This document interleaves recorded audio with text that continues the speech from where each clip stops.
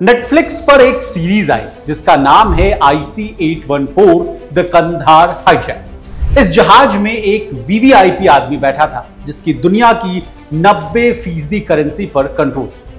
इस web series में भी आप देखेंगे कि 2 से 3 बार एक विदेशी गोरे आदमी पर कैमरा गया, लेकिन उसका ज्यादा जिक्र नहीं हुआ।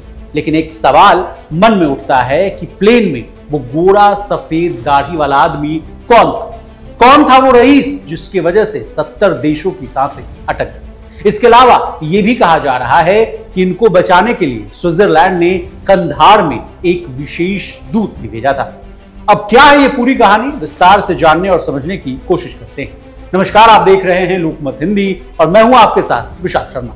सबसे पहले कौन थे वो शख्स, इससे कहानी की शुरुआत करते हैं। कंधार में हाईजैक के दौरान एक ऐसा हाई प्रोफाइल शख्स उस विमान में मौजूद था जिसका नाम आज तक सार्वजनिक रूप से सामने नहीं है। वो शख्स कोई और नहीं बल्कि रॉबर्टो जियोरी थे, जो दुनिया की सबसे बड़े करेंसी नोट छापने वाली कंपनी डेलारू के मालिक थे। ये कंपनी उस समय 70 से ज्यादा देशों के नोट छापती थी। रॉबर्टो जियोरी, जो उस समय स्विस इतालवी व्यवसायी के रूप में फेमस थे, फ्लाइट IC-814 में अपनी साथी क्रिस्टीना के साथ काठमांडू से छुट्टियां मनाकर लौट रहे थे।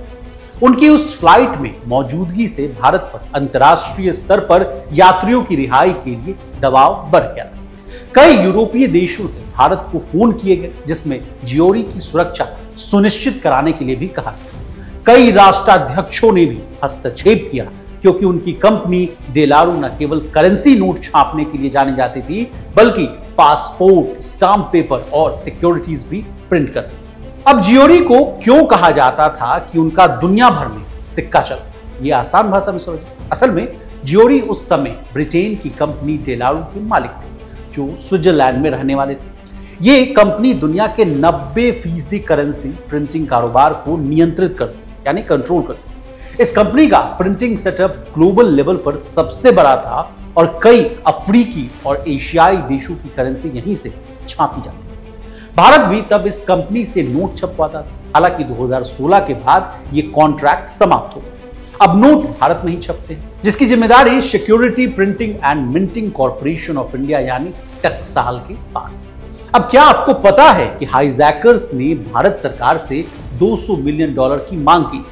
कहा तो यह भी जाता है कि जियोरी $200 मिलियन देने को तैयार भी हो। अब ये वाला जो एंगल है उसको भी समझिए।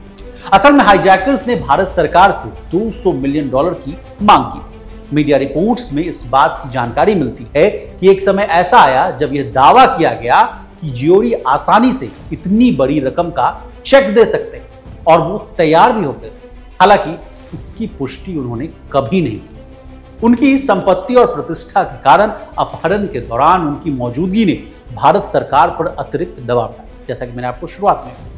रिपोर्ट्स के अनुसार स्विट्जरलैंड ने कंधार में जियोरी की रिहाई के लिए एक गुप्त खुफिया दल भेजा था। वहां की सरकार की यह कोशिश थी कि हाईजैकर से बात कर किसी तरह से रॉबर्टो जियोरी को छुड़ा लिया जाए। हालांकि उन्हें इसमें सफलता नहीं मिली क्योंकि बाद में जब भारत सरकार ने पहले ही उन्हें सुरक्षित बचाया। अब कहा जाता है कि एक समय भारत में इनका कारोबार विवादित भी हुआ, यानी विवाद में आया। ये वाला मामला क्या है ये समझिए। पिछले कुछ सालों में भारत में इसका कारोबार विवादों से घिरा रहा था। इंडियन एक्सप्रेस की एक रिपोर्ट के अनुसार यह कंपनी पहली बार 2010 में विवादों में आई थी, जब इसकी आंतरिक जांच में पाया गया कि भारत को सप्लाई किए गए कुछ वाटरमार्क्स वाले करेंसी पेपर की गुणवत्ता, यानी जो क्वालिटी है, वो मानकों पर खरी नहीं उतर रही थी, इसलिए विवाद हुआ था। बता दें, इंडियन एयरलाइंस की फ्लाइट 814 हाईजैक हो गई।